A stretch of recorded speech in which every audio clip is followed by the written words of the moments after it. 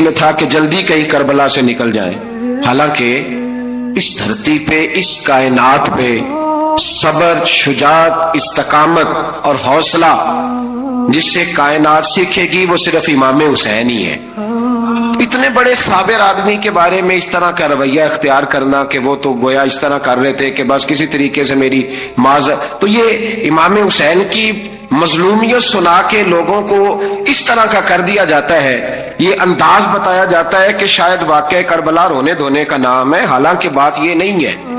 حدیث ہے نبی پاک صلی اللہ تعالی علیہ وسلم کی چچی جناب ام فضل صبح صبح گھبرائی حضور کی بارگاہ میں آئیں، عرض کی یا رسول اللہ صلی اللہ علیہ وسلم آج میں نے عجیب خواب دیکھا ہے، میں ڈر گئی ہوں۔ حضور نے فرمایا چچی کیا دیکھا؟ عرض کی حضور میں نے دیکھا ہے کہ آپ کے وجود کا گوشت کا ایک ٹکڑا کٹ کے میری جھولی میں آ گیا ہے۔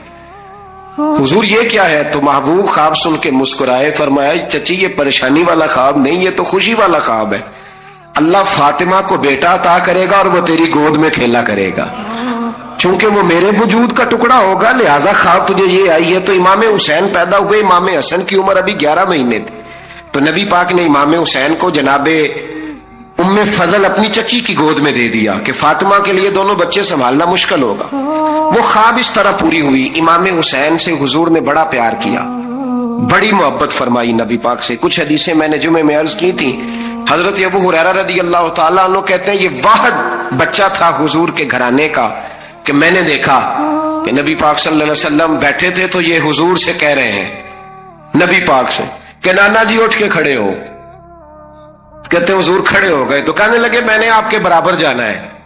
بچے جو مرضی ضد کر لیتے ہیں نا، قد چھوٹا تھا، عمر 7.5 سال تھی، کہنے لگے نانا میں نے برابر جانا ہے۔ تو نبی پاک صلی اللہ علیہ وسلم نے ہاتھ پکڑ لیے، فرمایا چل پھر ہو جا برابر۔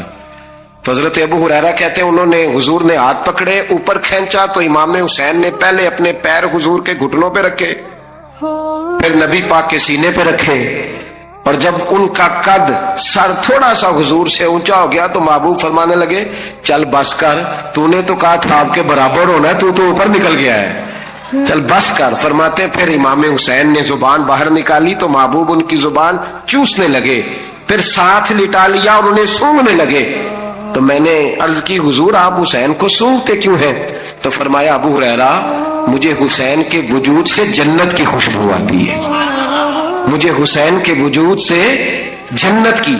ایک دن حضور گزر رہے تھے، اصل اس طرح تھا کہ یہ نبی پاک کا حجرہ تھا، جن لوگوں کو اللہ نے مدینے کی زیارت کرائی ہے وہ جان سکتے ہیں، نبی پاک کا حجرہ تھا تو حضور کے حجرے کی اس جانب یعنی مسجد کی جو بالکل سیدھ ہے اس کی بیک میں سیدہ فاطمہ رہتی، تو حضور اکثر نہ نماز کے لیے جب نکلتے تو حضرت فاطمہ کے حجرے کے پاس سے ہو کر دوبارہ محراب میں جاتے، محبوب حجرے کے پاس سے گزرے تو امام حسین رو رہے تھے، تو حضرت فاطمہ نے کسی بات میں جھڑک دیا تو امام حسین رونے لگے، تو نبی پاک نماز کے لیے گئے تو واپس لوٹ آئے اور واپس تشریف لا کے کہا فاطمہ حسین کو کیا ہوا؟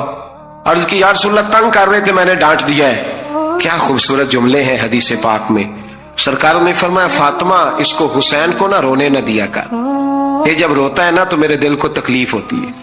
تو بی بی صاحبہ کہتی ہیں یہ حکم آیا نبی پاک کا میرے نام، پھر میں نے ڈانٹنا چھوڑ دیا۔ یہ ان کے فضائل تھے کم، ان کی تربیت خود نبی پاک نے فرمائی، خود ڈیوٹی۔ میں کسی منطق کا فلسفہ میں اب تو اللہ تعالیٰ معاف کرے، پہلے ہم لوگوں کو کہتے تھے فلانی مجلس میں نہ جانا فلانی، اب تو مصیبت بن گئی ہے، جانے کی ضرورت نہیں، ہر شے موبائل میں آ گئی۔ مجھے بھیجتے ہیں کہتے ہیں حضرت صاحب یہ ذرا سننا، یہ ذرا سننا، کل کراچی سے کچھ مہمان آ گئے اور بچوں نے وہ کلپ سنبھال کے یہ مولوی دیکھو کیا کہتا ہے، اب آیتیں پڑھی جا رہی ہیں قرآن پاک کی، اتنا ٹکڑا یہاں سے لیتے ہیں، اتنا ٹکڑا یہاں سے لیتے ہیں اور ملا کے پتہ نہیں کون سا مکسچر بنا رہے ہیں، کسی آیت کا ترجمہ نہیں، کوئی واضح حدیث نہیں، ایسے ہوا ہوگا پھر اس کو اس سے جوڑ لیں تو کیا بنتا ہے، اتنی جمع کر لیں۔ یہ کون سا دین ہے جو توڑ مروڑ کے بیان کر رہے ہیں؟ کون سا مذہب ہے؟ دین تو واضح کھلی کتاب ہے۔ اب ہمارا یہ شوق ہے، ہم ہر تماشا دیکھنا چاہتے ہیں، ہم اپنے لوگوں کی قدر نہیں کرتے اور بڑی بڑی دور جا کے ہم غلط معاملات میں جاتے ہیں، پھر ذہن ہمارے شکوک کا شکار ہوتے ہیں۔ ہمیں سمجھنا چاہیے کوئی ایسی کسی دلیل کی ضرورت نہیں ہے، جب ان کے واضح چیزیں ان کی کتابیں میں موجود ہے، حدیث میں موجود ہے، قرآن مجید میں ان کے فضائل کھل کے موجود ہے، تو دور جانے کی کیا ضرورت؟ حضور ان کی ٹریننگ کراتے تھے۔ پہلی بات تو یہ ہے کہ نبی پاک نے دعا مانگی تھی، یا اللہ میرے گھر والوں کو زیادہ روزی نہ دینا، انہیں ایک وقت روٹی دینا، ایک وقت کی بھوک دینا۔ یہ جو 10 دن کربلا میں انہیں ٹینشن نہیں نہ ہوئی، انہیں عادت تھی فاقہ کرنے کی، انہیں 3 دن وصلی روزے رکھنے کی عادت تھی، پہلی بات۔ دوسرا یہ کہ جہاد کی تربیت حضور خود کراتے۔ حضرت فاطمہ زہرا کہتی میں پردے کے پیچھے دیکھ رہی تھی، نبی پاک نے امام حسن اور حسین سے فرمایا چلو میرے سامنے کشتی لڑو، تو دونوں حضرات آپس میں جب کشتی لڑنے لگے تو نبی پاک نا امام حسن کو کہتے ہیں حسن حسین کو ٹانگوں سے پکڑو، حسن حسین کو پیچھے سے پکڑو۔ جب نبی پاک بار بار امام حسن کو بتا رہے تھے تو سیدہ پیچھے سے بول پڑی، کہنے لگی یا رسول اللہ آپ چھوٹے کو بتائے، آپ بڑے کو بتا رہے ہیں، بڑا تو پہلے 11 مہینے بڑا ہے، تو آپ چھوٹے کو بتائے بڑے کو بتا رہے۔ تو فرمایا فاطمہ تو چپ کرنا، جو میں دیکھ رہا ہوں تو نہیں نہ دیکھ رہی، ایک کو میں بتا رہا ہوں دوسرے کو جبریل امین بتا رہے ہیں۔ تو یہ حضور نے اپنے سامنے ان کی تربیت کی، ٹریننگ۔ 10 محرم کی درمیانی رات عمر بن سعد امام علی مقام کے خیمے میں آیا اور آ کے کہنے لگا حسین باتیں دو ہی ہیں، اب یزید اور عبید اللہ ابن زیاد اور دیگر کوئی اور بات سننے کو تیار نہیں ہوتے، دو ہی باتیں ہیں، یا آپ کو بیعت کرنی ہے یا جنگ کرنی ہے۔ تو امام علی مقام فرمانے لگے کہ مجھے 1 رات کی مہلت دے دو، 1 رات کی مہلت، سویرے بتاؤں گا کیا کرنا ہے۔ 9-10 کی درمیانی رات عمر بن سعد نے کہا ٹھیک ہے میں سویرے آ جاؤں گا۔ تو عمر بن سعد خیمے سے باہر نکلا تو حضرت عباس بن علی، حضرت عباس رضی اللہ تعالیٰ عنہ حاضر بارگاہ ہوئے تو امام علی مقام سے عرض کرنے لگے بھائی جان مجھے پتہ ہے سویرے آپ نے کیا فیصلہ کرنا ہے، اور آپ کو بھی پتہ ہے سویرے کیا فیصلہ کرنا ہے، تو یہ بد باطن قسم کے لوگ ہیں، یہ سوچیں گے پتہ نہیں حسین کمزور پڑ گیا، ابھی بتانا تھا کہ ہم نے بیعت نہیں کرنی، آپ نے رات مہلت کیوں مانگی، یہ پتہ نہیں رات کیا کیا بدگمانیاں سوچیں گے۔ فیصلہ تو سویرے بھی وہی ہونا ہے اور اب بھی وہی ہونا ہے کہ ہم یزید کی بیعت کرنے کو تیار نہیں ہیں، تو آپ یہ بھی بات کر دیتے۔ تو امام حسین فرمانے لگے عباس تیرا کیا خیال ہے، میں نے سوچنے کے لیے ٹائم لیا ہے، تیرا کیا خیال ہے کہ میں نے کوئی نئے راہ تلاش کرنی ہے، کوئی مجھے اور کسی فوج کے پہنچ جانے کی امید ہے؟ کہا نہیں مجھے کچھ بھی نہیں کرنا، نہ کچھ سوچنا ہے، فیصلہ بھی وہی ہے جس کا تجھے پتہ ہے، لیکن بھائی یہ آخری رات بچی ہے، کل حسین دنیا سے جائے گا، آخری رات بچی ہے، دل کرتا ہے کہ آج کی رات نہ میں رج رج کے اپنے رب کو سجدے کروں، میں جی بھر کے اس کی عبادت کروں، یہ پیشانی اس کے حضور ناز جھکے۔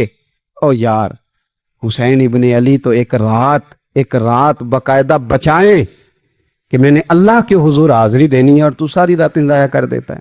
وطن چھوڑنا ہے حسین کو۔ امام علی مقام نے کہا کہ ہجرت کی تھی نا، حضور نے بھی وطن چھوڑا تھا۔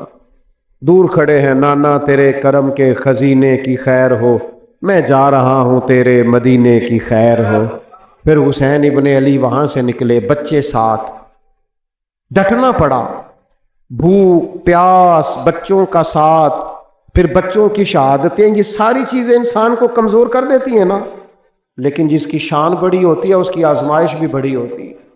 چھوٹی چھوٹی باتوں سے گھبرا جانے والی امت، ذرا ذرا سی بات پر پریشان ہو جانے والے لوگ، لڑکھڑاتے قدم، الجھے خیالات، بے چینیاں، بے قراریاں، بہتے آنسو اور ہر وقت مظلومیت کا اظہار کرتی قوم اگر اپنے قدموں پہ کھڑا ہونا چاہتی ہے، امت اگر پھر سے امت سازی چاہتی ہے، امت اگر کھڑے ہو کے اور اللہ کی عطا پر راضی رہ کر اپنی زندگی گزارنا چاہتی ہے، ایک ہی فارمولہ ہے، اس قوم کو امام حسین کی سیرت سے آگاہ کر دو، اس امت کو نبی پاک کے شانوں والے نواسے کی عظمتیں بتا دو۔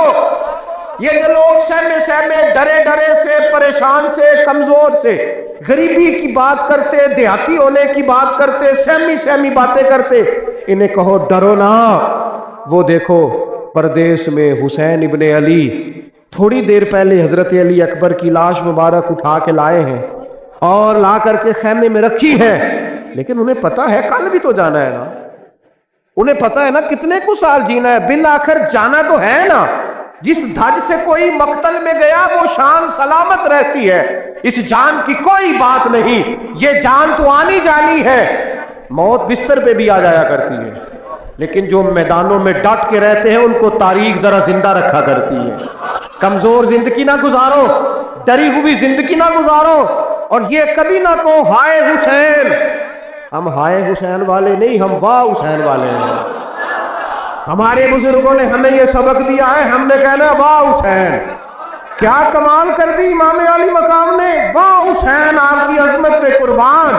اتنے سارے دکھوں کے باوجود جب شانوں والے نانا کا شانوں والا پوتا، عظمتوں والی ماں کا عظمتوں والا بیٹا، جرأت مند باپ کا بیٹا میدان میں نکلنے لگا ہے تو ڈرا ڈرا سہما سہما رو کے دلاسے دے کے آنسو پوچھ کے نہیں، بلکہ امام حسین نے ڈٹ کے کھڑے ہو کے وہ امامہ سر پہ باندھا جو محمد عربی نے عطا فرمایا تھا، وہ جوبہ پہنا جو نانا نے دیا تھا، وہ تلوار پکڑی جو شیر خدا مولا علی پکڑتے تھے، اور حسین میتوں کے باوجود میدان میں آئے، فرمایا سامنے کھڑے ہو جا، تمہیں خطبہ دینا ہے، اس لیے کہ محمد عربی کا طریقہ ہے جمعے والے دن خطبہ دیا جاتا ہے۔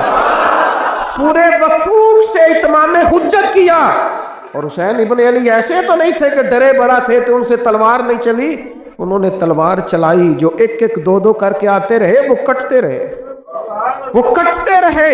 پھر آواز ایک گونجی پیچھے سے، وہ اکیلے اکیلے کیوں جاتے ہو؟ تمہیں پتہ ہے علی کا بیٹا ہے؟ علی کا گھر تو وہ گھر ہے کہ جس گھر کا ہر ایک بچہ جسے دیکھو وہی شیر خدا معلوم ہوتا ہے۔ اکیلے اکیلے جاؤ گے تو تم چہرے کی روشنی نہیں دیکھ رہے، آنکھوں کی سرخی نہیں دیکھ رہے، مزاج کا بلبلہ نہیں دیکھ رہے، طبیعت کا باغ پن نہیں دیکھ رہے، اور جوانی میں شہادت کی لذت سے آشنا محمد کا نواسا نہیں دیکھ رہے۔ ذرا مل کے جاؤ، ہاں ہاں حسین ابن علی شہید ہوئے ہیں پر شان و شوکت کے ساتھ، ہاں ہاں حسین ابن علی دنیا سے تشریف لے گئے ہیں پر عزت وقار اور عظمت کے ساتھ۔ ہاں حسین ابن علی کا سر کٹا ہے، مخالف نے تو اپنی طرف سے نیزے کی نوک پہ چڑھایا تھا، پر حسین کا سر بول بول کے کہہ رہا تھا دیکھ لو میں کٹ بھی گیا ہوں پھر بھی سب سے اونچا ہوں، وہ دیکھو میں سب سے اونچا ہوں، سب سے اونچا ہوں میں۔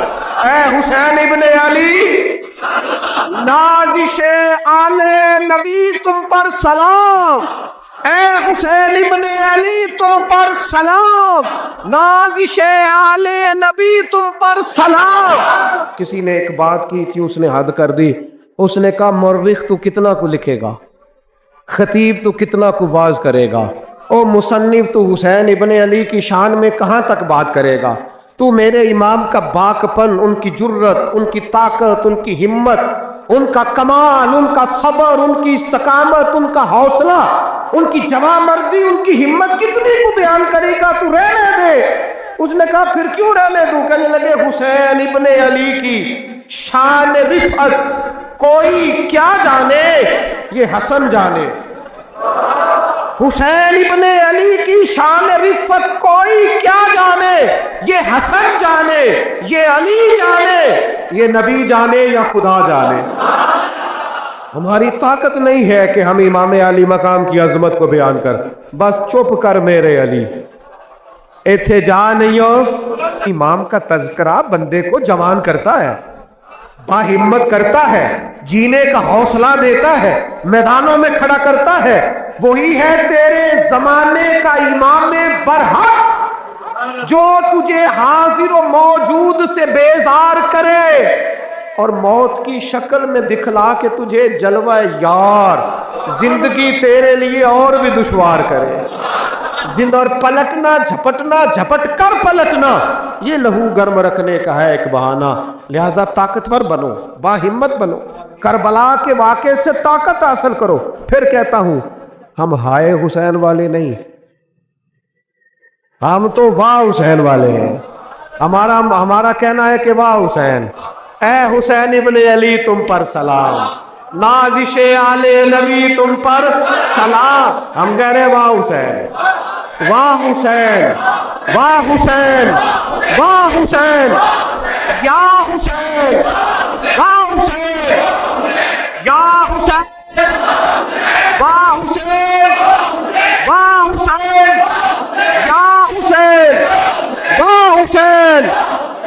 اپنے مزاج میں طاقت پیدا کرو, اپنے بچوں کو یہ قوت ارادی, قوت فیصلہ آنے والی نسل کو منتقل کریں, یہ ہمت, جذبہ. امام حسین نے وطن چھوڑا, کوئی لغزش نہیں پیروں میں, کوئی نہیں. شہزادوں والی زندگی تھی, مسجد نبوی کے امام تھے, نبی کریم علیہ السلام کے روضہ اطہر پر تشریف رکھتے تھے, زمانہ حیا کرتا, شان و شوکت تھی, پر حق کے لیے چھوڑا, نکل کر خانقاہوں سے ادا کر رسم شبیری. اور پھر بڑا مشکل ہوتا ہے. جس شخص کے ساتھ بچے اور عورتیں ہوں وہ تو یہ کہہ کے لڑائی سے جان چھڑاتا ہے کہ میرے ساتھ فیملی ہے, نہ ہوتی تو تجھے بتاتا. پر امام حسین کو اولاد بھی کمزور نہیں کر سکی, عورتوں کا ساتھ ہونا کمزور نہیں کر سکا. پھر امام علی مکہ بھوک کتنا مشکل کام ہے. آج لوگ کہہ نہیں دیتے کہ میں تو اس لیے گناہ کرتا ہوں کہ رشوت اس لیے لے لیتا ہوں کہ بچے چھوٹے. 10 دنوں کی کم و بیش سفر, 3 دنوں کی بھوک اور پیاس, پر حق کے رستے میں امام حسین کو کوئی چیز کمزور نہیں کر سکی. اور پھر وہ جتنی باتیں لوگ کہہ سکتے تھے وہ ساری کہیں گئیں, ساری. اور آ کے عرض کرنے لگا, حضور یہ کوئی معمولی دشمن نہیں, یہ وہ ظالم ہیں جو لاشوں پہ بھی گھوڑے دوڑا دیتے. تو امام علی مقام فرمانے لگے, جو شہادت کا جذبہ لے کے نکلے وہ پھر انجام نہیں دیکھا کرتا. وہ انجام, وہ جتنی چیزیں جو استقامت کے رستے میں آ سکتی ہیں وہ ساری چیزیں رستے میں آئیں, پر امام علی مقام نے کسی چیز کی پرواہ نہیں کی. آج کا مسئلہ یہ ہے کہ آج لوگوں میں استقامت نہیں ہے. رات کو کچھ ہوتے ہیں, سویرے کچھ ہوتے ہیں, دوپہر کو کچھ ہوتے ہیں, شام کو کچھ ہوتے ہیں. ہمارا کل انداز تکلم کچھ اور ہوتا ہے, صبح کچھ اور ہوتا ہے. امام علی مقام میدان میں رہے, ایک میت گھر میں ہو جائے تو کئی دنوں تک آنکھ کھلتی نہیں, ہوش رہتا نہیں. سب سے زیادہ مصائب امام حسین نے دیکھے, سب سے زیادہ. اور گھوڑے پر بیٹھنے سے پہلے پہلے ساری تکلیفیں آپ دیکھ چکے تھے. باپ کا جنازہ اٹھانا آسان ہوتا ہے, بیٹے کا جنازہ اٹھانا بڑا مشکل ہوتا ہے. پر امام حسین نے بیٹوں کے جنازے اٹھائے. حضرت علی اصغر کی لاش کو امام حسین نے اپنے دست مبارک سے دفن کیا, اور جناب علی اکبر کی میت کو جب آپ اٹھا کے لا رہے تھے تو سیدہ زینب فرماتی ہیں کہ مجھے یوں کبھی لگتا تھا حسین کا قد بڑا ہے اور کبھی لگتا تھا علی اکبر کا قد بڑا ہے. اور فرماتی ہیں کہ پھر حضرت قاسم بن حسن کو بھی وہ اٹھا کے لائے, اور جناب عباس کے وجود سے الگ ہونے والے بازو انہوں نے لا کے حضرت عباس کے وجود کے ساتھ بھی رکھے. انہوں نے یہ سارا منظر دیکھا. لیکن جب حسین ابن علی اپنی دفعہ گھوڑے پہ سوار ہوئے تو لگتا یہ تھا کہ ان سے زیادہ بہادر کوئی نہیں. ایک جملہ بھی یزیدی فوج کے سامنے امام حسین نے کمزور نہیں کہا, ایک جملہ بھی, ایک فکرہ بھی کچا نہیں بولا, کہیں بھی کوئی منت نہیں کی, کسی جگہ بھی ان کے پائے استقلال میں کوئی لغزش نہیں آئی. جب لوگوں کو پتہ چل جائے کہ اب سامنے موت ہی موت ہے, سوائے اس کے چارہ کچھ بھی نہیں, تو بہت سا جو رخصت اور اجازت تو دین بھی دیتا ہے. پر امام حسین کسی جگہ کسی رخصت پر عمل کرتے نظر نہیں آتے, ڈٹ کے بات کی, ڈٹ کے. اور پھر جب میدان میں نکلے, اللہ اکبر. تو ابن سعد کہنے لگا کہ اگر 2 کر کے, ایک کر کے جاؤ گے تو یہ 45,000 کا لشکر سارا حسین کاٹ ڈالے گا. یک بارگی حملہ کرو گے تو بات. اتنی استقامت, اتنا. آج تو لوگ ڈپریشن کے مریض ہیں, آج تو لوگ ٹینشن کے مریض ہیں. ہر دوسری بات میں لوگ کہتے ہیں وہ بڑا, پر کس بات سے؟ مطلب کیا اپنے زندگی میں صرف جاب نہیں مل رہی, صرف بیماری آ گئی, صرف خرچہ نہیں گھر میں بڑا کس بات کا ڈپریشن؟ امام حسین کی زندگی بتلاتی ہے وہ لوگ بھی کوئی دنیا میں کمال حاصل کر سکتے ہیں جو چھوٹی چھوٹی بات پہ روتے ہیں. مال بھی ہے, جوانی بھی ہے, گھر بھی ہے, مکان بھی ہے, بچے بھی ہیں, عزت بھی ہے, صرف پیسے نہیں. اور انسان ہے کہ آنکھیں نہیں کھل رہی, وہ سمجھتا ہے میں کسی کام کا ہی, فقط پیسے نہیں بس. او خدا کے بندو, امام علی مقام نے فرمایا سارا کچھ لٹا کے بھی جو میدان میں کھڑا رہے اسے حسین ابن علی کہا جاتا ہے, اسے حسین ابن علی کہا جاتا ہے. حسین ابن علی کی شان رفت کوئی کیا جانے, حسن جانے, علی جانے, نبی جانے, خدا جانے, کون جانے امام علی مقام کا معیار. تو امام حسین رضی اللہ تعالیٰ عنہ کی زندگی ہمیں بتاتی ہے کہ ذوق والی عبادت کرو, امام حسین کی زندگی ہمیں بتاتی ہے کہ جب تم سخاوت کرو تو پھر اپنی حیثیت سے بڑھ کر کرو، اور امام حسین کی زندگی ہمیں بتاتی ہے کہ دل میں کسی کے لیے کوئی بات نہ رکھو، صلح کرنے میں پہل کرو، محبتیں کرنے میں آگے بڑھو۔ اور امام حسین کی زندگی ہمیں بتلاتی ہے کہ جب دنیا میں تم نے کچھ کرنا ہے تو پھر ڈٹنا بھی سیکھو، پھر کھڑے ہونا بھی سیکھو۔ یہ نہ دیکھو کہ حالات، امام حسین نے ایک دن بھی حکومت نہیں کی، یزید نے 4.5 سال کی، لیکن قیامت تک دلوں پہ حکومت امام حسین کی رہے گی، امام حسین کی رہے گی، اس لیے کہ ان میں استقامت تھی۔ امام حسین کے ساتھ اس وقت 72 لوگ تھے، لیکن آج کائنات کا ذرہ ذرہ امام حسین کے ساتھ ہے۔ میں اکثر گزارش کرتا ہوں دوستوں سے، میں کہتا ہوں کربلا کا واقعہ کوئی حادثاتی نہیں ہے، اس کے پیچھے پوری ایک لاجک ہے، اس کے پیچھے پورا ایک فلسفہ ہے۔ ایسے ہی کوئی آدمی 3 دن بھوکا پیاسا رہ سکتا ہے؟ کسی آدمی کو صبح اس نے کھانا کھایا اور شام تک کھانا نہ ملے تو ٹانگیں کانپتی ہیں۔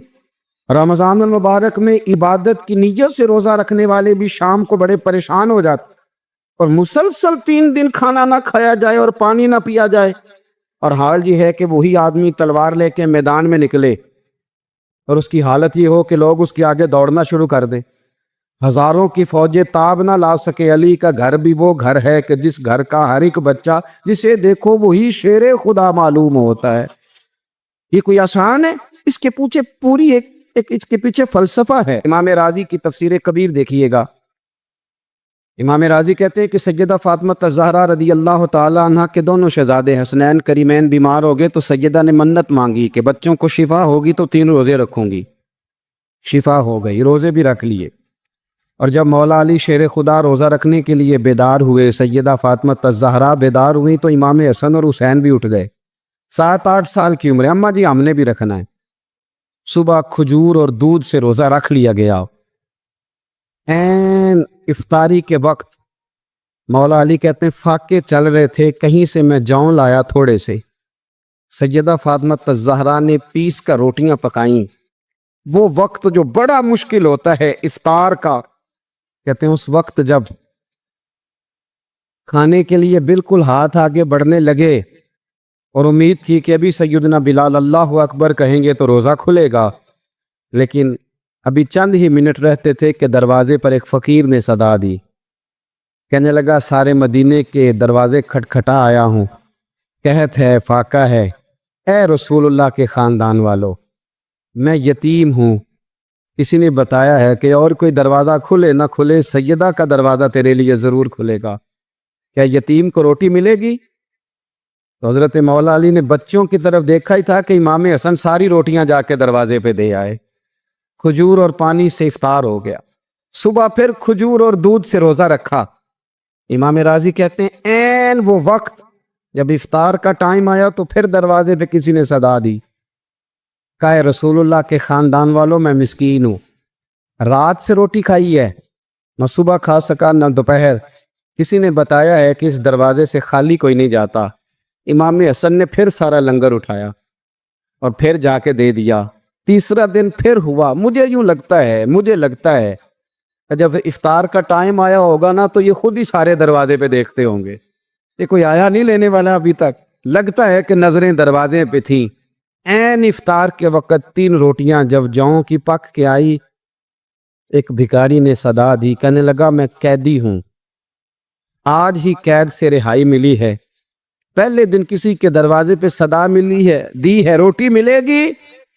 امام حسن وہ کھانا دے کے واپس لوٹے، کھجور اور پانی سے افطار ہوا، اور جیسے ہی مسجد نبوی میں تینوں باپ بیٹا نماز پڑھنے گئے تو مولا علی کہتے ہیں مجھے بتانا نہیں پڑا، رسول کریم نے میری طرف دیکھ کے فرمایا علی تیرا، فاطمہ کا، حسن اور حسین کا 3 دن والا عمل خدا کو بھی بڑا پسند آیا ہے اور محمد مصطفیٰ کو بھی بڑا پسند آیا، بڑا پسندیدہ عمل۔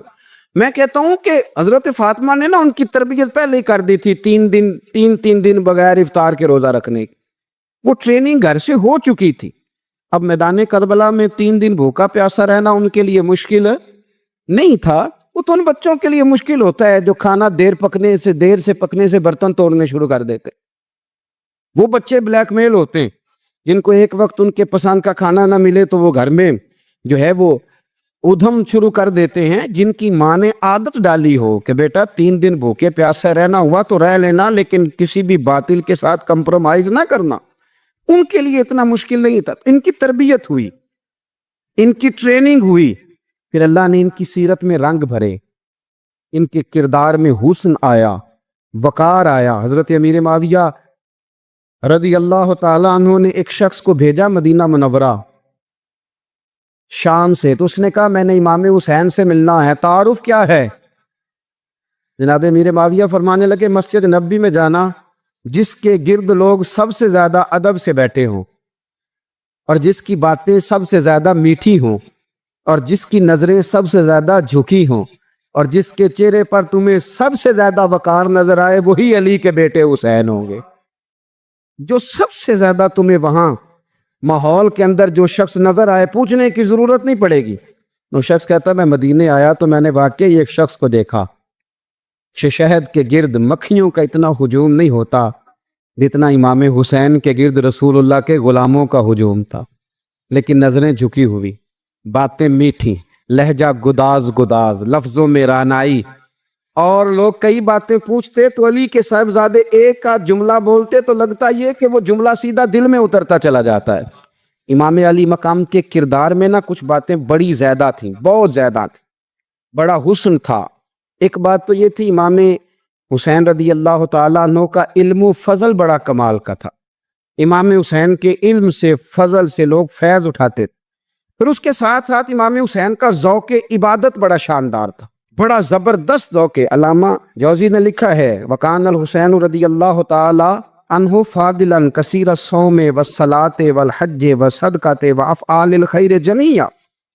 आप फरमाते हैं कि इमाम हुसैन ज्यादा नमाजें पढ़ने वाले थे, कसरत से सजदे करने वाले, कसरत से रोजे रखने वाले, ज्यादा हज करने वाले, और इमाम हुसैन सदका देने वाले और नेकी के कामों में शिद्दत करने वाले थे।